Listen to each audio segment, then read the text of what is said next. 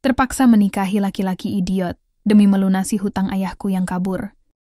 Namaku Ayla, seorang gadis berusia 22 tahun yang mungkin tak pernah dianggap istimewa oleh dunia. Sejak kecil, hidupku sudah akrab dengan kekurangan. Rumah reot di pinggiran kota ini adalah satu-satunya warisan yang tersisa dari almarhumah ibuku, seorang wanita kuat yang berjuang seorang diri melawan kerasnya hidup.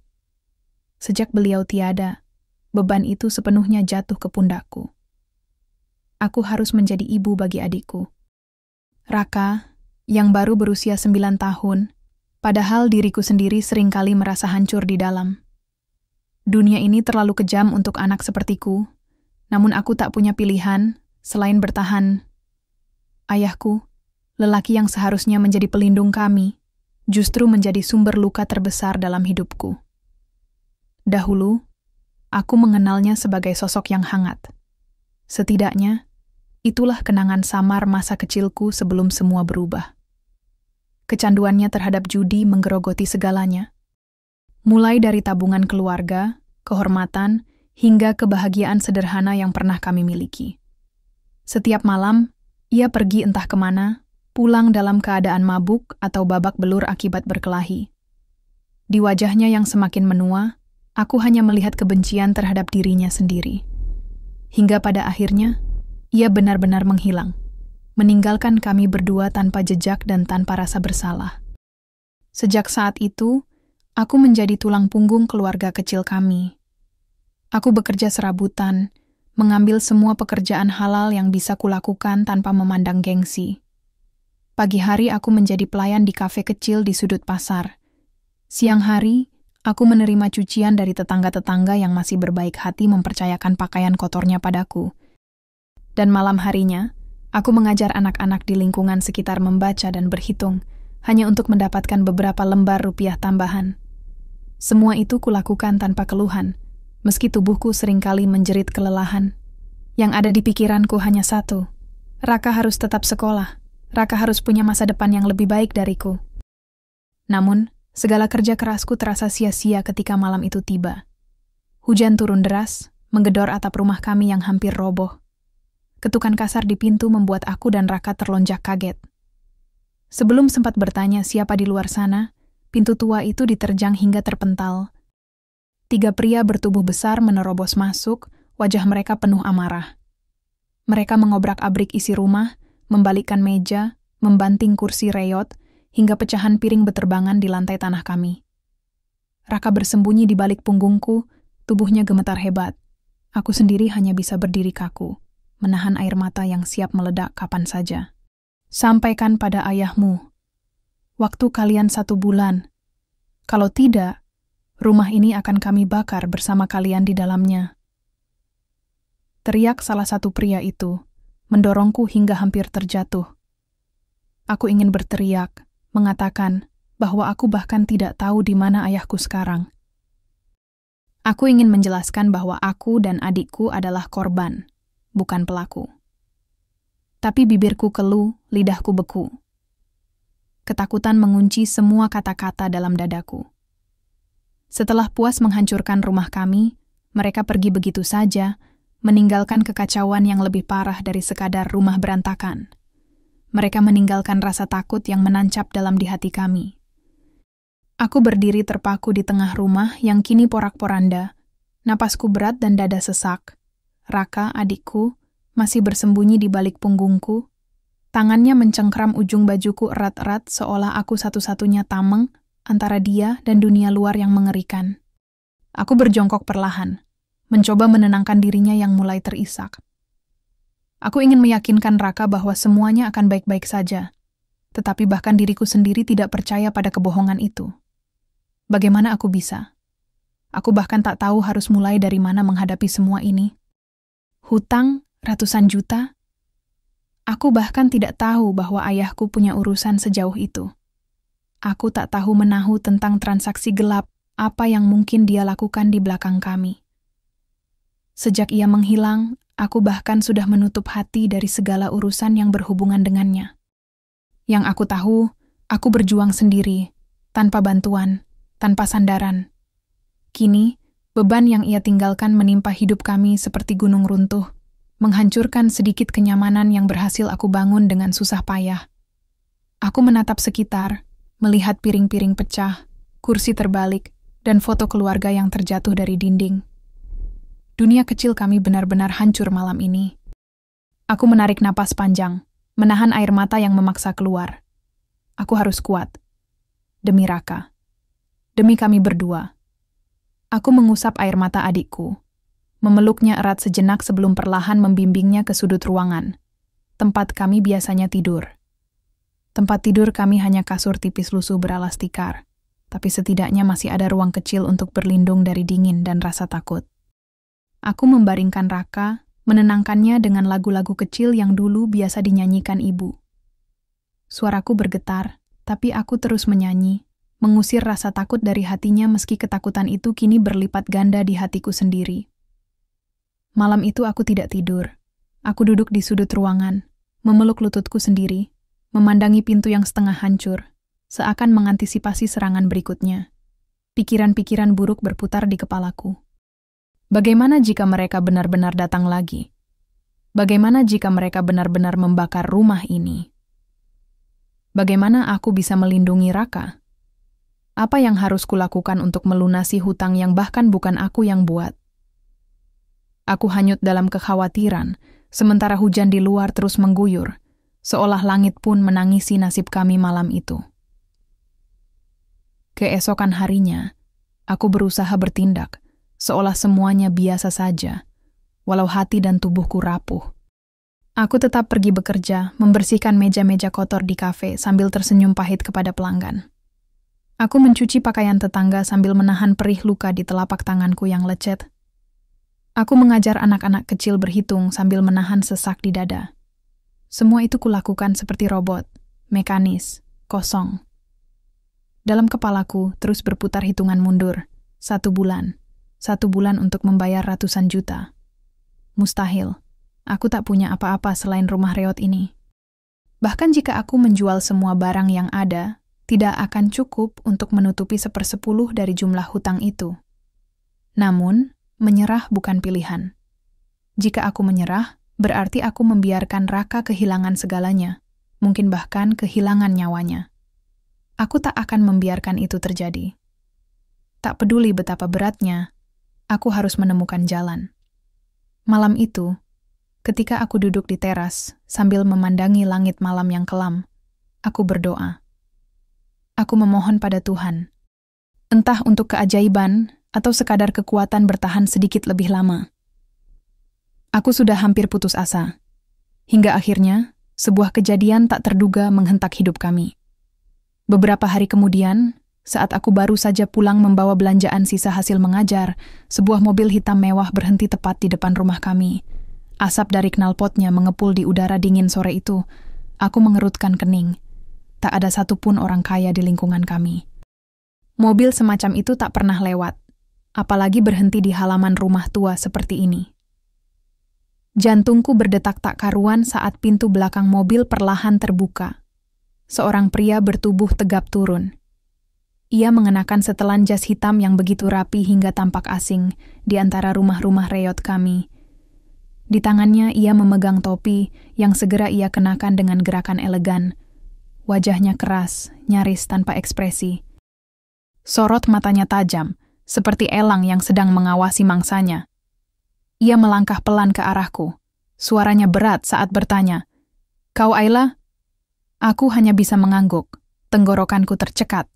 Segalanya terasa seperti adegan dalam film horor atau mungkin thriller. Aku tak yakin. Di benakku muncul ribuan pertanyaan. Siapa dia? Apa yang dia inginkan? Kenapa dia tahu namaku? Dan mengapa hatiku merasa bahwa hidupku akan berubah untuk selamanya mulai dari titik ini? Aku menelan ludah, merasakan tenggorokanku kering seketika. Pria itu berdiri tegap di hadapanku, mengamati setiap gerak-geriku seolah sedang menilai sesuatu. Di belakangnya, sopir pribadi tetap menunggu di dekat mobil mewah itu dengan wajah kaku. Sore itu, udara terasa menegang, seolah dunia ikut menahan napas. Aku bisa merasakan keringat dingin membasahi punggungku meski angin sore berhembus cukup kencang. Aku memeluk belanjaan di dadaku, mencoba menutupi kegugupan yang mulai menggerogoti diriku. Ada apa ya, Pak? Tanyaku dengan suara gemetar, hampir berbisik. Pria itu tak langsung menjawab. Ia mengamati sekeliling, menilai rumah bobrokku dengan tatapan sulit diartikan. Sejenak aku merasa malu, sadar betapa berbedanya dunia kami.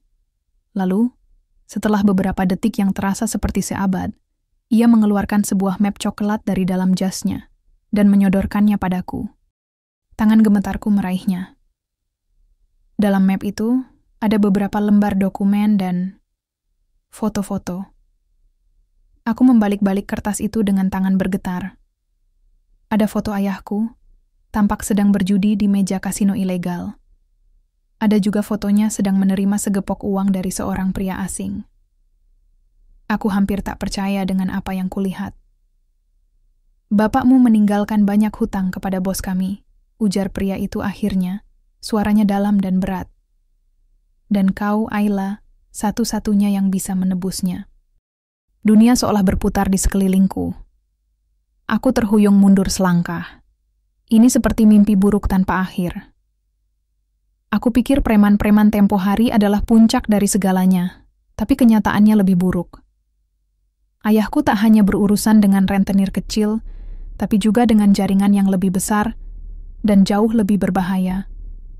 Aku menutup mata sejenak, mencoba mengumpulkan kekuatan yang tersisa dalam diriku.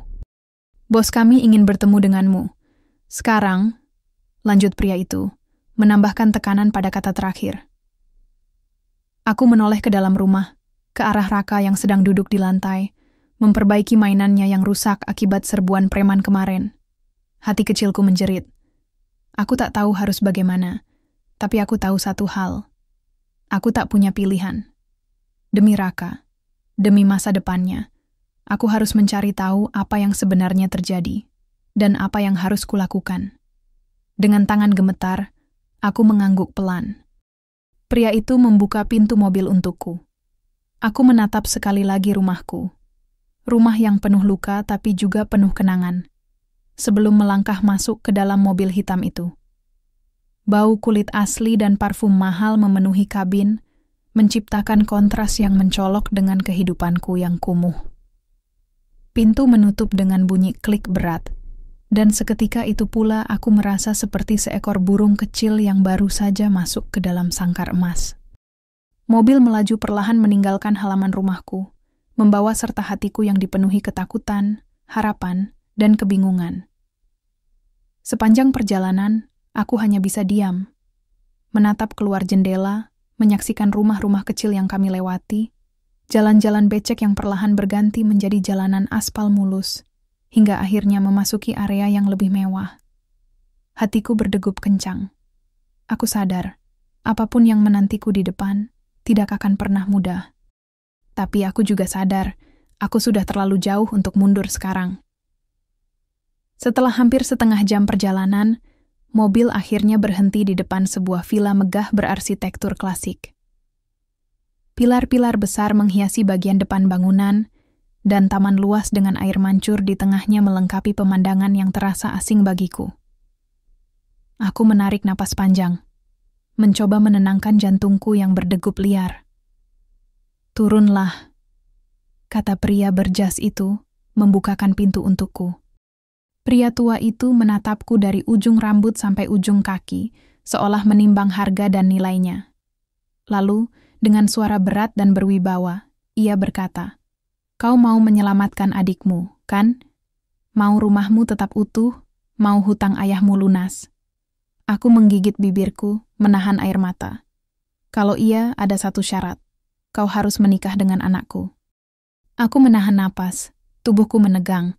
Kata-kata pria tua itu bergema di kepalaku, berulang-ulang. "Kau harus menikah dengan anakku." Untuk sesaat, aku hanya bisa berdiri membeku, seolah waktu berhenti berputar. Rasanya seperti petir menyambar tepat di atas kepala. Menikah? Dengan anak orang yang bahkan aku tidak kenal? Tubuhku bergetar, seluruh akal sehatku berteriak menolak. Ini gila. Ini benar-benar di luar semua kemungkinan yang pernah kupikirkan. Namun kemudian, bayangan Raka kembali melintas di benakku. Adik kecilku, yang selama ini hanya bergantung padaku. Apa yang akan terjadi jika aku menolak? Rumah kami, hutang ayah, ancaman para preman. Aku memejamkan mata, menahan gejolak emosi yang bergolak hebat dalam dadaku. Aku berada di ujung tebing. Di belakangku jurang kehancuran, di depanku jalan yang asing dan penuh risiko. Tapi jika aku harus memilih, aku akan memilih apa saja, asal Raka tetap selamat. Apa yang harus kulakukan? Tanyaku dengan suara parau, nyaris seperti bisikan.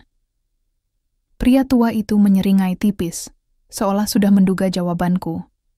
Ia melambaikan tangan, lalu seorang ajudan datang membawa berkas lain. Ini kontrak pernikahan. Semua hutang ayahmu akan dianggap lunas begitu kau resmi menikah dengan putraku.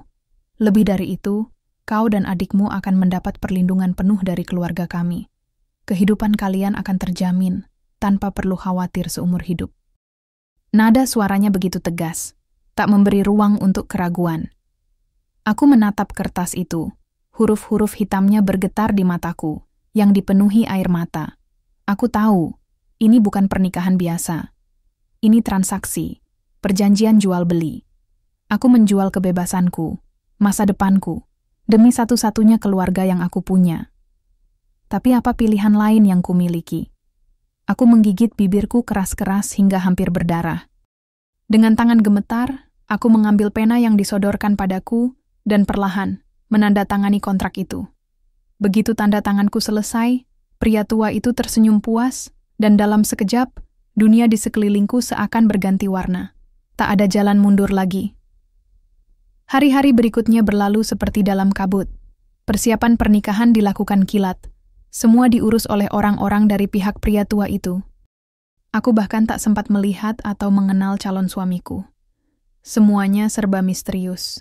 Yang aku tahu, pesta kecil akan diadakan di gereja milik keluarga mereka, dan setelah itu, aku resmi menjadi istri orang asing. Setiap malam aku berbaring di ranjang tua di rumahku, menatap langit-langit sambil bertanya-tanya dalam hati. Siapa dia? Apakah dia pria baik? Ataukah aku sedang menyerahkan diri ke dalam lubang yang lebih gelap dari yang pernah aku bayangkan? Hari itu pun akhirnya tiba. Dengan gaun putih sederhana yang mereka pilihkan untukku, aku berdiri di depan cermin. Wajahku pucat, bibirku bergetar.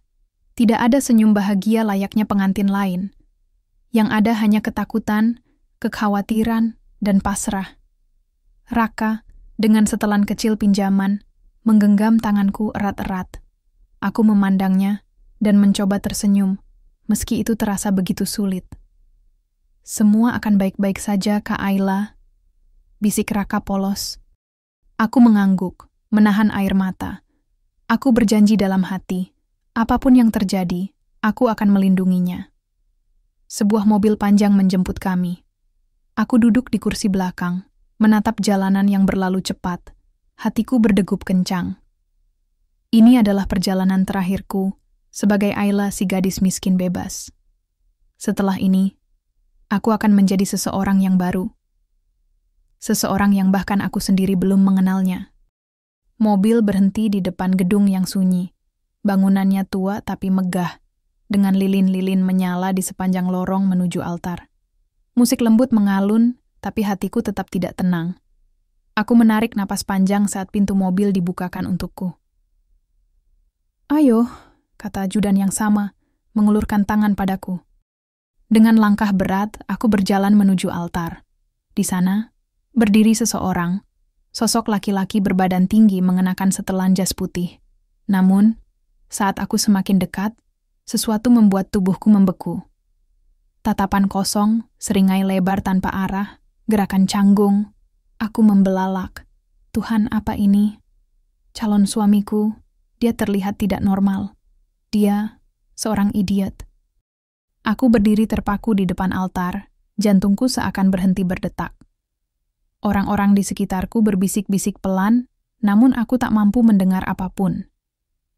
Yang aku lihat hanyalah sosok laki-laki di depanku, calon suamiku, dengan senyum lebar tanpa makna, gerakan tubuh kikuk dan tatapan kosong. Seakan dunia runtuh di atas kepalaku. Semua mimpi, semua harapan kecil yang sempat kutumbuhkan, hancur dalam sekejap. Aku ingin lari. Aku ingin menjerit. Tapi kakiku seperti berakar di lantai marmer yang dingin. Aku menoleh ke belakang, ke arah Raka yang duduk di barisan kursi, tersenyum polos sambil melambai kecil padaku. Untuk Raka, aku berbisik dalam hati. Hanya karena dia aku tetap berdiri di sini. Hanya karena dia aku menguatkan hati. Upacara pernikahan berlangsung singkat. Pastor membacakan doa, tapi aku hampir tak mendengarnya. Ketika diminta menjawab janji pernikahan, suamiku hanya tertawa-tawa kecil tanpa sebab, membuat tamu undangan berpura-pura tersenyum kaku. Dengan tangan gemetar, aku mengucapkan, "Ya." Dan cincin itu melingkar di jari manisku. Dalam sekejap, hidupku resmi berubah. Aku bukan lagi Ayla si gadis biasa. Aku adalah istri dari seorang laki-laki idiot. Hari-hari setelah pernikahan itu berjalan seperti mimpi buruk yang tak berkesudahan. Aku dibawa tinggal di sebuah villa megah milik keluarga suamiku. Semua fasilitas tersedia, makanan enak, pakaian mahal, tapi hatiku kosong. Setiap hari aku harus menemani suamiku yang tingkah lakunya seperti anak kecil. Kadang berlari-lari keliling rumah, kadang mengamuk tanpa alasan, kadang menangis terseduh-seduh hanya karena makanan yang disajikan tidak sesuai keinginannya. Hatiku hancur perlahan. Bukan karena jijik atau marah, tetapi karena rasa kehilangan dan kesepian yang semakin menyesakan. Namun, aku bertahan. Aku merawat suamiku dengan sabar. Aku membujuknya saat ia mengamuk, menghiburnya saat ia menangis, dan memberinya pelukan saat ia merasa takut. Aku menganggapnya seperti anak kecil yang harus dijaga. Setiap malam sebelum tidur, aku akan berbisik pada diriku sendiri. Ini demi Raka. Ini semua demi adikmu. Sampai akhirnya, bencana itu datang. Suatu malam, Raka menghilang. Aku panik bukan main. Setelah mengitari seluruh villa dan taman, aku menemukan secarik kertas yang tergantung di pintu kamar. Jika ingin adikmu selamat, datang sendiri. Jangan bawa siapa-siapa. Aku merasa dunia runtuh di sekelilingku. Tanpa pikir panjang, aku berlari keluar villa, menerobos hujan deras yang turun tiba-tiba. Hatiku hanya berisi satu nama. Raka. Aku sampai di sebuah gudang tua di pinggiran kota, sesuai alamat yang tertulis. Dengan tangan gemetar, aku mendorong pintunya. Ruangan itu gelap, bau darah dan besi tua memenuhi udara. Di sudut ruangan, aku melihat Raka tergeletak tak berdaya. Wajahnya lebam, tubuhnya lemah. Aku menjerit dan berlari menghampirinya. Tapi sebelum aku sempat menyentuhnya, langkah-langkah berat terdengar di belakangku. Aku berbalik, dan pemandangan itu membuat napasku tercekat. Suamiku berdiri di sana, namun dia berbeda. Bukan lagi si idiot ceroboh dan polos yang aku kenal. Kali ini, ia berdiri dengan postur gagah, wajah serius, dan darah menetes dari tangannya, darah musuh-musuhnya. Suamiku, dengan sorot mata tajam yang belum pernah kulihat sebelumnya, menatap para penculik dengan dingin. Dalam sekejap, beberapa anak buahnya masuk dan menghabisi semua orang yang mencoba melukai Raka. Aku terdiam di tempat, syok, tak mampu berkata-kata. Maafkan aku, Ayla. Suara suamiku dalam, tegas. Aku bukan seperti yang kau lihat selama ini. Semua ini hanya skenario untuk menyelamatkan keluargaku. Dan kini juga untuk melindungimu dan adikmu. Malam itu, di bawah derasnya hujan yang membasahi gudang bobrok itu, suamiku menceritakan semuanya. Bahwa ia adalah pewaris sebuah keluarga mafia besar. Ayahnya sengaja menyuruhnya berpura-pura menjadi idiot selama bertahun-tahun, agar musuh-musuh tidak mengincarnya. Hanya orang-orang terpercaya yang tahu kebenarannya. Dan aku, perempuan malang yang masuk ke hidupnya tanpa sengaja. menjadi orang yang juga harus dia lindungi sekarang. Tangisku pecah. Aku merasa tertipu, marah, sedih. Tapi di saat yang sama, entah mengapa, hatiku terasa hangat. Dia telah mempertaruhkan segalanya untukku dan Raka. Beberapa bulan berlalu, kami tinggal bersama, membangun kehidupan baru. Suamiku, kini dengan nama aslinya, Leon, berubah menjadi sosok pria yang luar biasa. Ia tetap membawa luka masa kecilnya, namun setiap hari ia belajar menjadi lebih baik. Aku juga berubah, menjadi lebih kuat, lebih percaya diri. Kami bukan pasangan sempurna, tapi kami saling melindungi, saling mencintai, saling tumbuh. Dan pada suatu sore yang indah, di taman belakang rumah kami, di antara tawa Raka yang berlarian mengejar kupu-kupu, Leon berlutut di hadapanku dengan sebuah cincin baru, bukan sekadar kontrak, bukan paksaan, tapi lamaran tulus dari seorang pria yang kini kucintai sepenuh hatiku. Ayla, katanya pelan, dengan mata berkaca-kaca, maukah kau menikah lagi denganku, kali ini, karena cinta? Aku tersenyum lebar, air mataku mengalir bahagia. Tanpa ragu, aku mengangguk.